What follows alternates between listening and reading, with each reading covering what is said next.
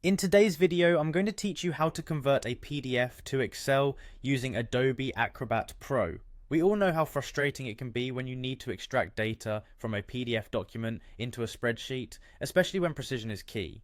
Thankfully, Adobe Acrobat Pro has features that make this process smooth and rather straightforward. Let's dive right into the step-by-step process so that you can easily become proficient in this task. To begin, the first thing you need to do is open your PDF file in Adobe Acrobat Pro.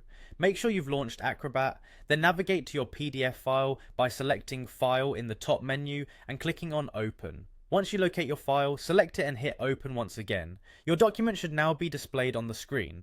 Next, turn your attention to the global bar at the top of your screen, where you should see a variety of options. Among these options, search for the one labelled Convert. Click on it and immediately a drop-down menu should appear, showing different conversion options available within Acrobat Pro. In the drop-down menu, focus on the section for Microsoft Excel. Here you'll have the option to select either XLSX or XML formats. This choice largely depends on your needs. Select XLSX if you want a format compatible with the latest versions of Excel, which supports more features and larger datasets. XML, on the other hand, is useful if you're looking for a format that's easily read by different applications beyond Excel.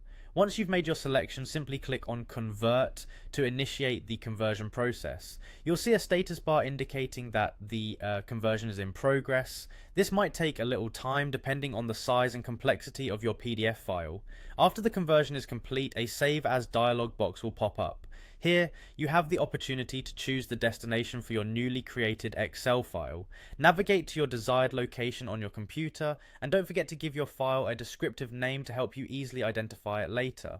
Once you've made your selections, click Save, and there you have it. Your PDF data is now neatly transformed into an Excel spreadsheet. Remember, by following these steps, you've made it possible to interact with your data more flexibly and perform complex data analysis in Excel.